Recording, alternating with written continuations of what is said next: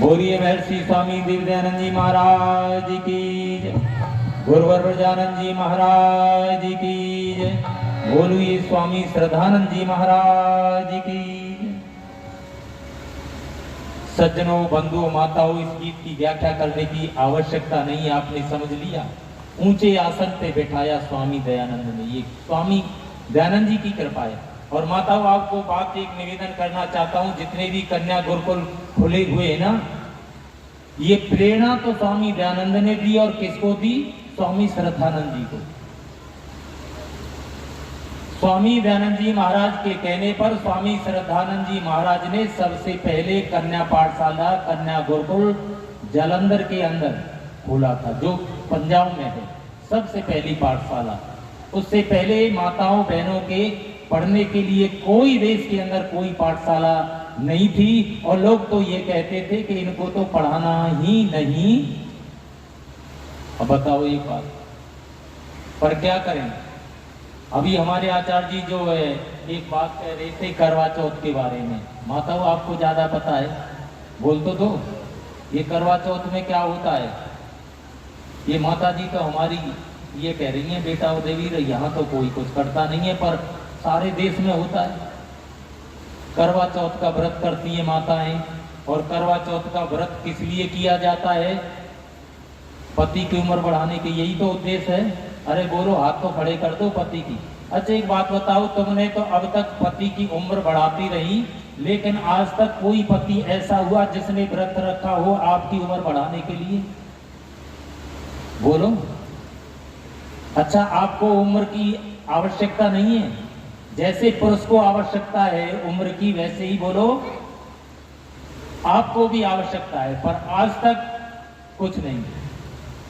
और एक बात, अभी ये सतपाल मधुर बैठे हैं, अभी 20 तारीख को जो है ये करवा चौथ का जो है वार निकल करके गया है।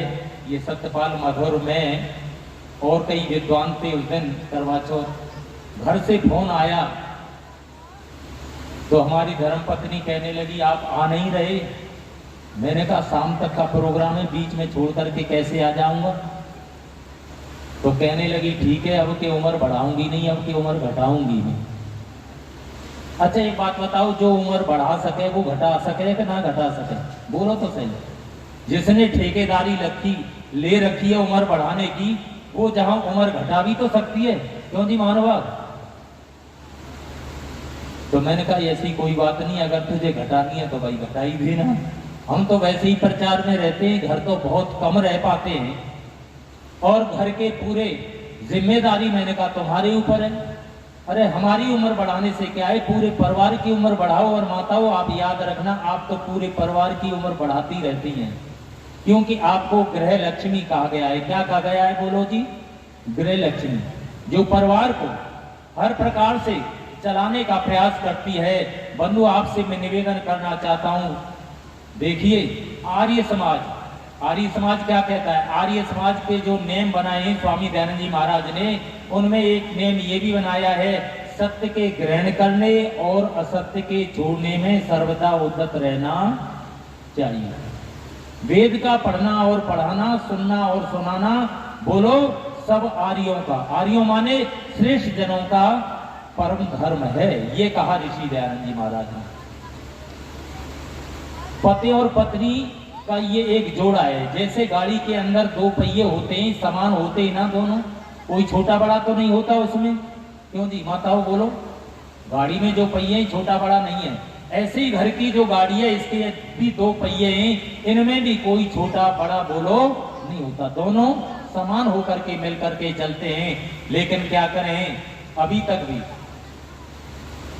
कुछ लोग तो ये समझते हैं कि पत्नी छोटी है और पति बोलो।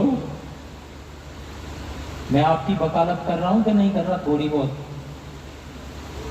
पर आप भी नाराज मत हो जाना। सज्जनों, जो कुछ कमाई करता है व्यक्ति, उस कमाई को ले जाकर के अपनी पत्नी के लिए देता है कि देखो तुम घर का काम चलाओ, मैं तो बाहर से ले करके आया हूं। और याद रखना, बहुत से जो पति है ना, ये तो बड़ी उम्र के लोग बैठे हैं, मैं भी आपकी उम्र में ही शामिल हूँ। जब कभी मैं घर पे पहुंच जाता हूँ और वैसे तो मैं सब्जी ले नहीं जाता, क्योंकि सब्जी लेना मुझे आता नहीं है, जैसे तैसे इस एक दिन मैं सब्जी ले गया तो पत्नी कहने लगी कैसी खराब सब्जी उठा करके लाए हो, बैंगन बिल्कुल कड़वे हैं, काने हैं। और मेरे से एक बात और कह दी बड़ी कड़वी। मैं तो उस कड़वी बात को सुनकर के नाराज नहीं हुआ, क्योंकि नाराज होकर के मैं कर भी क्या सकता था। या तो मुझे भगवान से डर लगता है या अपनी घरवाली से डर लगता है, बस और कोई नहीं। अपनी बात मैं स्वयं कह रहा हूँ। कहने लगी केवल तुम्हें तो भजन गाना आता है और कुछ आता ही नहीं है। मैंने कहा मैंने तो बेड़ा गर्क कर दिया। लोग तो मुझे बहुत लाइक करते हैं, बार बार बुलाते हैं। ये हमारे आर्य नगर के गांव के बैठे हैं अपने भैया जी, कल्याणी के चाचा जी हैं, ताऊ जी बैठे हैं, और भी लोग होंगे। इन्होंने अपने गांव में कार्यक्रम रखा तो एक दूसरे भजनी को बुलाया गया था, मुझे नहीं बुलाया गया। लेकिन उस भजनी ने मेरे को बोल दिया, मुझे भेज दिया। अब ये सारे गांव के लोग थे। उस समय ऐसा नहीं था जो उम्र मेरी है। अब से मैं 15 वर्ष पहली बात कर रहा हूँ, 15 या 18 वर्ष हो गए तब की बात कर रहा हूँ। तो इनके गांव में मैं पहुंच गया। ये कुछ लोग देख करके कहने लगा भाई भजनी को सुना तो नहीं है, कैसी आवाज होगी, कुछ गाना बजाना ये जानता है या नहीं जानता। उसे तो हम जानते थे जिसको हमने बुला रखा था, वो तो अब नहीं रहे, जिनका नाम था पंडित आशाराम, जो गाजियाबाद से थे। बहुत अच्छे भजनोपदेशक थे, प्रचारक थे, बड़ा अच्छा स्वर था। मेरी शकल तो थोड़ी उनसे मिलती जुलती थी, तो उन्होंने भेज दिया। जब मैंने अपना प्रोग्राम दिया तो आर्य नगर यानी कुंडी के जो व्यक्ति थे, आर्य समाज के लोग सारे बड़े प्रसन्न हो गए कि भाई कमाल कर दिया उदयवीर जी। हम तो ये समझ रहे थे। और तब से लेकर के कुंडी वालों ने मुझे 1 साल नहीं, 2 साल नहीं, 4-5 बार लगातार ही बुलवाया। और आपके हिसार के अंदर भी मैं बहुत बार आया हूँ। गुरुकुल में आचार्य जी बैठे, जिस समय अपने पद पर होते थे, आचार्य रामस्वरूप जी माता जी बैठी हैं, उस समय 2-3 बार में इस गुरुकुल में आचार्य जी ने मुझे बुलवाया। वो भी 10 वर्ष हो गए। उस समय पर भी जब मेरे सिर पर काले बाल थे, अब तो कैसे भी नहीं रहे। एक दिन मैं कंघा कर रहा था तो मेरा बड़ा बेटा कहने लगा पिताजी आपके सिर पर बाल थे। मैंने कही नहीं बेटा, मैं तो गंजा ही पैदा हुआ था। अरे भले आदमी, बढ़िया बाल थे मेरे सिर पर क्या करें, ये तो उम्र का तकाजा है, बचपन है, जवानी, और बाद में बोलो जी, डरो मत बुढ़ापे से। ये बुढ़ापा छोड़ता किसी को नहीं है, जिस पे आ जाता है बोलो आ ही जाता है। तो मैं निवेदन कर रहा था प्यारे सज्जनों, वास्तविक रूप से ऐ ऋषि तेरा दुनिया में आना भूल जाने के काबिल नहीं है। क्या लिखा कवि ने?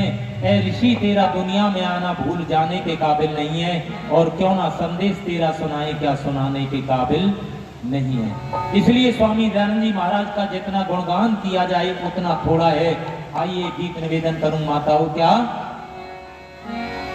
सारी दुनिया को देखा है हमने, कोई नजरों में जचता नहीं है, कोई नजरों में जचता नहीं है।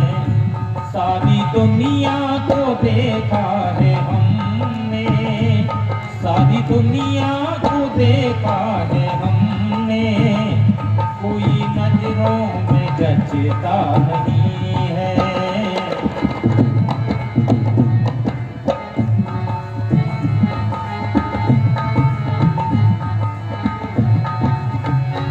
वह तो निकला था घर से अकेला, साथ चेली नहीं कोई चेला। वह तो निकला था घर से अकेला, साथ चेली नहीं कोई चेला। एक ईश्वर था उसका सहेला,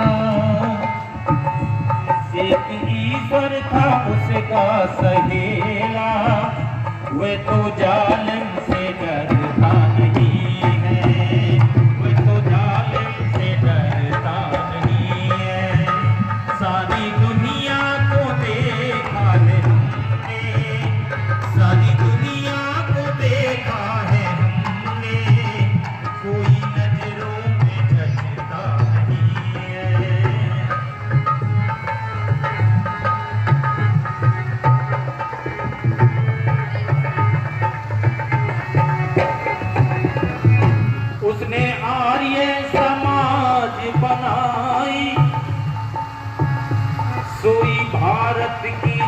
माता जगाई।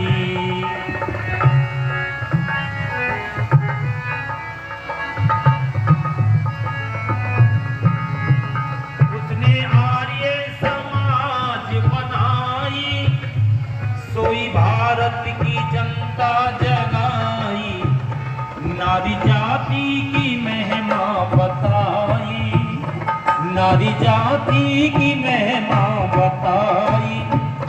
ऋण माँ का उतरता नहीं है, ऋण माँ का उतरता नहीं है, माँ का उतरता नहीं है। सारी दुनिया को देखा है हमने, कोई नजरों में जचता नहीं है।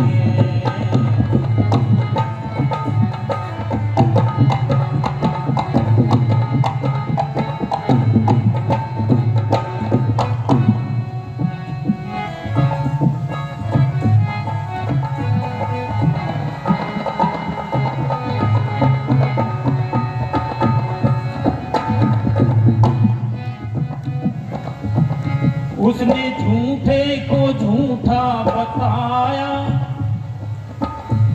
और सच्चे को सच्चा बताया। उसने झूठे को झूठा बताया और सच्चे को सच्चा बताया। सच्चा वेदों का मार्ग दिखाया, सच्चा वेदों का मार्ग दिखाया। जिसमें खतरा वे कटेगा नहीं है, जिसमें खतरा वे कटेगा नहीं है, जिसमें खतरा वे कटेगा नहीं है। सारी दुनिया को देखा है हमने, सारी दुनिया को देखा है हमने, कोई नजरों में जचता नहीं है।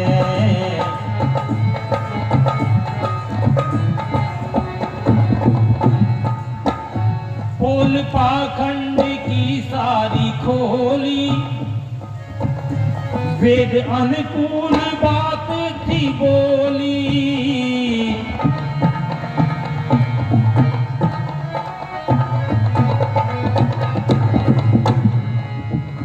उसने पाखंड की पोल खोली, वेद अनुकूल बात थी बोली। सारी जनता थी ऐसी भोली, झूठ अभय राम कहता नहीं है, झूठ अभय राम कहता नहीं है। सारी दुनिया को देखा है हमने, सारी दुनिया को देखा है हमने, कोई नजरों में जचता नहीं है, हाँ नजरों में जचता नहीं है। एक दयानंद ऐसा मिला है, एक दयानंद ऐसा मिला है, जिसके जीवन में घापा नहीं है, जिसके जीवन में घापा नहीं।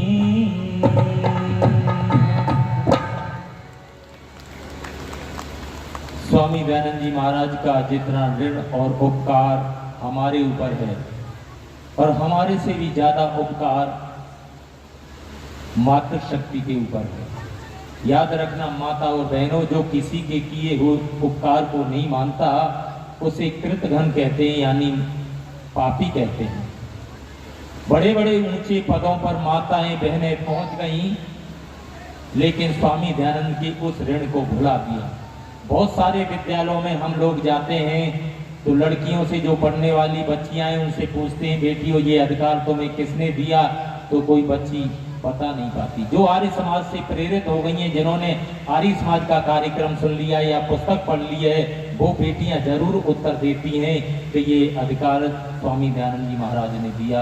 इसलिए कहना चाहता हूँ, अंतिम गीत समय होने जा रहा है, क्योंकि संध्या का समय हो रहा है, बच्चे संध्या भी करेंगे, भोजन भी होगा, और हो सकता है अपने सम्मानीय जगतपाल आर्य जी रात्रि का भी कार्यक्रम रखेंगे। वो कह रहे हैं रखेंगे क्योंकि तुम्हें बुलाया तो खाली थोड़ी छोड़ेंगे। कोई बात नहीं, आज रात्रि का कार्यक्रम और कर लेंगे, कल 1 बजे समापन हो जाएगा। इसलिए अंतिम समय पर मैं आपके सामने सज्जनों बंधुओं, आइए माताओं, आपके लिए एक भजन, जिम्मेदारी का भजन है।